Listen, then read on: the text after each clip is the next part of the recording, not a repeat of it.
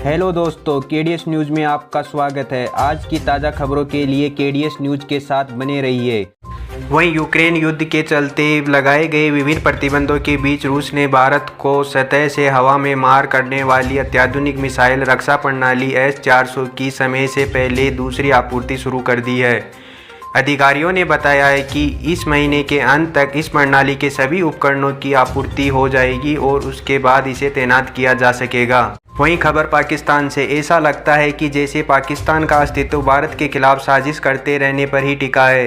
पाकिस्तान हर रोज़ भारत के खिलाफ कोई न कोई साजिश रचता रहता है। इन दिनों पाकिस्तान ने एक नया साइबर तरीका अपनाया है। पाकिस्तान अपनी साइबर क्राइम की दुनिया को मजबूत कर रहा है और अपने इन साइबर एक्सपर्ट की मदद से भारत में नफरत को बढ़ावा देने पर जुटा हुआ है। भारत में होने वाली किसी भी दुर्घटना को प्रचारित करने से पीछे पाकिस्तान नहीं रहता है। उसका सिंगल पॉइंट एजेंडा भारत में सोशल मीडिया के जरिए अशांति को बढ़ावा देना है और अंतर्राष्ट्रीय स्तर पर छवि खराब करना है। वहीं युद्ध के बीच यूक्रेन के राष्ट्रपति जेलेंस्की ने शुक्रवार को बड़ा बयान दिया है। उन्होंने कहा है कि रूस के साथ अब बातचीत की संभावनाएं कम हैं। बूचा नरसंहार में यूक्रेन के कई लोग मारे गए हैं। बूचा से अब तक 403 शव बरामद किए जा चुके हैं। बूचा नरसंहार के बाद रूस से बातचीत करने की संभावनाएं भी खत्म हो गई है। पिछले 1.5 महीने से चल रहे युद्ध में रूस के और यूक्रेन के आक्रामक रुख पर कायम है। दोनों देशों में कोई भी पीछे हटने को तैयार नहीं है। इन दिनों में जंग में एक सबसे महत्वपूर्ण कुर्र सामने आई है जिसमें पूरी दुनिया को हिला के रख दिया है। इस वजह से अमेरिका समेत कई देश रूस के खिलाफ हो गए हैं। वहीं पंजाब में आम आदमी पार्टी की सरकार ने 300 यूनिट बिजली फ्री करने का ऐलान किया है। भगवंत मान की सरकार को 1 महीना पूरा हो चुका है। ऐसे में प्रदेश सरकार ने अपना 30 दिन के कार्यकाल का रिपोर्ट कार्ड जारी किया है।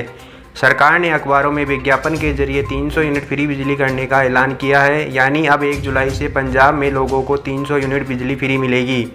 चुनाव के दौरान आम आदमी पार्टी की ओर से किए गए बड़े वादों में बिजली फ्री करने का वादा अहम था। दिल्ली में भी केजरीवाल सरकार ने बिजली फ्री की हुई है। चुनाव के दौरान आम आदमी पार्टी ने पंजाब में बिजली फ्री के साथ साथ पानी की सुविधा, अच्छी शिक्षा और बेहतर स्वास्थ्य की सुविधा को लेकर भी वादे किए हैं। वहीं मुंबई के माटुंगा स्टेशन के पास दादरा पांडिचेरी एक्सप्रेस पटरी से उतर गई। ट्रेन को बहाल करने का काम चल रहा है। हादसे में किसी के घायल होने की खबर नहीं आई है। Central railway GM Anil Kumar Lahoti ने कहा है कि 3 डिब्बे पटरी से उतर गए थे, जिसमें 2 डिब्बे को रीलोडेड कर दिया गया है। सिर्फ 1 कोच का काम चल रहा है। डाउन और अप लोकल की लाइन सर्विस चल रही है। हम 1 घंटे में अप टू लाइन को क्लियर कर सकेंगे और बहाल करने में कुछ समय लगेगा। वहीं गंभीर आर्थिक संकट से जूझ रहे श्रीलंका की अब ईंधन का संकट और गहरा गया है। अब श्रीलंकाई नागरिक एक बार में दोपहिया वाहनों में सिर्फ 1000 रुपये का ही ईंधन भरवा सकते हैं। श्रीलंका में गंभीर आर्थिक संकट बरकरार है। धीरे धीरे देश में हालात और बिगड़ते जा रहे हैं। महंगाई और बिजली कटौती की समस्या से लोग जूझ रहे हैं। वहीं पेट्रोल और डीजल की भारी किल्लत है। ईंधन की कमी की वजह से काफ़ी परेशानियों का सामना पहले से ही करना पड़ रहा है। इसी बीच श्रीलंका की सरकार ने ईंधन पर भी प्रतिबंध का ऐलान कर दिया है। अलग अलग गाड़ियों के लिए कैटेगरी बनाई गई है, जो अधिकतम कितनी राशि तक अपनी गाड़ी में तेल भरवा सकते हैं। सीपीसी ने तत्काल प्रभाव से हल्के वाहनों के लिए ईंधन भरवाने की सीमा बनाते हुए फ्यूल पर प्रतिबंध लगा दिया है। वहीं केंद्रीय सरकार ने महंगाई भत्ते में 3% की बढ़ोतरी के बाद केंद्र सरकार ने केंद्रीय कर्मचारियों को एक और बड़ा तोहफा दे दिया है। केंद्र सरकार ने अपने कर्मचारियों के घर बनाने के लिए बैंकों के लिए होम लोन यानी बिल्डिंग एडवांस की ब्याज दर को भी घटा दिया है। केंद्र सरकार ने हाउस बिल्डिंग लोन की ब्याज दर 7.9 से फीसदी से घटाकर 7.1% कर दिया है। सरकार ने इस सिलसिले में ऑफिस मेमोरेंडम जारी किया है। केंद्र सरकार के इस फैसले से करीब 50 लाख केंद्रीय कर्मचारियों को फायदा होगा। यानी केंद्रीय कर्मचारियों के घर बनाने या फिर खरीदारी का सपना आसान हो जाएगा। वहीं रेलवे ने लंबी दूरी की यात्रा करने वाले यात्रियों को बड़ी राहत दी है। रेल मंत्रालय ने ऐलान किया है कि डीजल इंजन से चलने वाले ट्रेनों से लंबी दूरी की यात्रा करने वाले यात्रियों से अब अधिक किराया नहीं वसूला जाएगा।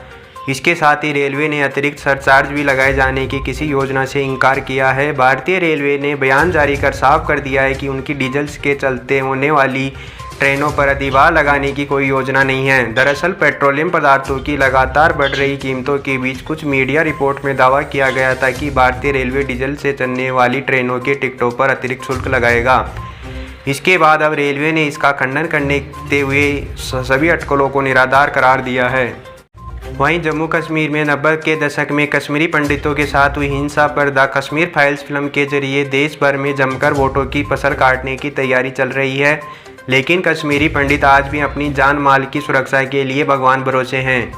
खुलेआम आतंकी कश्मीरी पंडितों को इस्लाम धर्म अपनाने और कश्मीर छोड़ने की धमकी दे रहे हैं। आतंकियों ने घाटी में रह रहे कश्मीरी हिंदुओं को धमकी भरे पत्थर भेजकर चेतावनी दी है कि या तो इस्लाम कबूल करे या फिर कश्मीर को छोड़कर चले जाए। इस पत्र में आगे लिखा गया है कि अगर वे नहीं मानेंगे तो उन्हें मार दिया जाएगा। बताया जा रहा है कि ये धमकी भरे पत्र प्रतिबंधित आतंकी संगठन लश्कर-ए-इस्लाम की तरफ से भेजे गए हैं।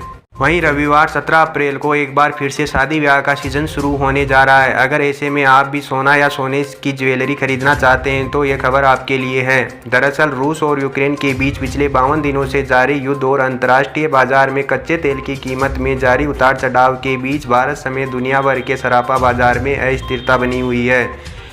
ऐसे में दुनिया भर में सोने और चांदी की कीमत में भी हलचल देखी जा सकती है। आपको बता दें कि 2 दिन 14 अप्रैल को महावीर जयंती और 15 अप्रैल को गुड फ्राइडे के राष्ट्रीय अवकाश के कारण गुरुवार और शुक्रवार को इंडियन बुलियन ज्वेलर्स एसोसिएशन की वेबसाइट बंद रही। इन 2 दिनों के बाद शनिवार और रविवार को चलते बाजार सीधे सोमवार को ही खुलेंगे। आज हनुमान जयंती है और पूरे देश भर में इसे धूमधाम से मनाया जा रहा है। प्रधानमंत्री नरेंद्र मोदी ने इस मौके पर गुजरात के मोरबी में भगवान हनुमान की 108 फीट की मूर्ति का अनावरण किया। पीएम मोदी ने इस दौरान लोगों को हनुमान जयंती की शुभकामनाएं दी। पीएम ने कहा है कि पवन पुत्र की कृपा हर किसी पर बनी रहे। प्रधानमंत्री कार्यालय के मुताबिक यह प्रतिमा हनुमान जी की 4 धाम परियोजना के तहत देश भर के 4 दिशाओं में स्थापित की जा रही है। इसे मोरवी के बापू केशवानंद के आश्रम में स्थापित किया गया है। ये देश के पश्चिमी दिशा की ओर स्थापित की गई प्रतिमा है। श्रृंखला की पहली प्रतिमा 2010 में शिमला में स्थापित की गई थी। ज्ञात हो कि मोरवी में विशाल मूर्ति का निर्माण 2018 में शुरू हुआ था। इसकी लागत 10 करोड़ रुपए है। प्रधानमंत्री मोदी वर्चुअल माध्यम के कार्यक्रम में शामिल हुए। वहीं प्रधानमंत्री के साथ गुजरात के मुख्यमंत्री भूपेंद्र पटेल और अन्य नेता कार्यक्रम में मौजूद रहे। रूस और यूक्रेन के युद्ध में उपजे खाद्य संकट के समाधान के लिए भारत आगे बढ़कर काम कर रहा है। रूस और यूक्रेन दुनिया में गेहूं के निर्यात के मामले में अग्रणीय देश है, लेकिन दोनों देशों के बीच युद्ध में वैसे देशों के सामने चुनौती पैदा कर दी है जो इनसे गेहूं खरीदते थे। ऐसे में उन सभी देशों को भारत में संभावनाएं दिख रही है। अफ्रीकी देश मिस्र की ओर से भारत में गेहूँ को अपने यहाँ आयात की मंजूरी दिए जाने के बाद अब भारत ने दूसरे देशों में भी गेहूँ निर्यात की संभावनाएं तलाशना शुरू कर दिया है। इसी सिलसिले में वाणिज्य मंत्रालय ने जल्दी ही 9 देशों में अपना एक व्यापारी प्रतिनिधिमंडल भेजेगा, ताकि इन देशों में भारत की ओर से गेहूं निर्यात की संभावनाओं का पता लगाया जा सके। इन देशों में Morocco, Tunisia, Indonesia, Philippines, Thailand, Vietnam, Turkey, Algeria शामिल हैं। वहीं प्रधानमंत्री किसान सम्मान निधि का पैसा जल्दी ही आपके अकाउंट में आने वाला है। योजना की 11वीं किस्त का इंतजार कर रहे किसानों को जल्दी अच्छी खबर मिल सकती है। हालांकि पीएम किसान योजना की 11वीं किस्त का इंतजार कर रहे लोगों को ध्यान रखने की ज़रूरत है कि वे इस योजना का लाभ लगातार पाना चाहते हैं तो पहले कुछ ज़रूरी काम कर लेवें। इसमें सबसे पहले ई-KYC प्रक्रिया को करवाना ज़रूरी होगा। ई-KYC प्रक्रिया को लेकर अच्छी बात यह है कि किसानों को राहत देते हुए ई-KYC प्रक्रिया को पूरा करने की अंतिम तिथि को सरकार ने बढ़ाने का काम किया है। पीएम किसान पोर्टल पर अपडेट की गई जानकारी पर नज़र डालें तो अब 22 मई 2022 तक ये प्रक्रिया किसान पूरी कर सकते हैं। आपको बता दें कि इससे पहले अंतिम तिथि 31 मार्च 2022 थी। यहाँ चर्चा कर दें कि पीएम सम्मान निधि योजना के तहत लगभग 12.53 करोड़ किसान रजिस्टर्ड है। यदि आपने ई-KYC नहीं करवाई है तो जल्दी ही आप ई-KYC करवा लें, वरना आपकी किस्त लटक सकती है।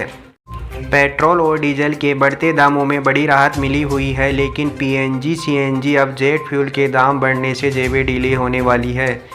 ताज़ा अपडेट के मुताबिक जेट फ्यूल की कीमतों में तेज़ी आई है। जेट फ्यूल की कीमत 277 रुपये प्रति किलो लीटर की दर से उछाल आया है। इंटरनेशनल मार्केट में कच्चे तेल की कीमत में आई तेज़ी के कारण ATF की कीमत में उछाल आया है। इससे पहले फ्यूल की कीमत में 1 अप्रैल को तेज़ी दर्ज की हुई थी।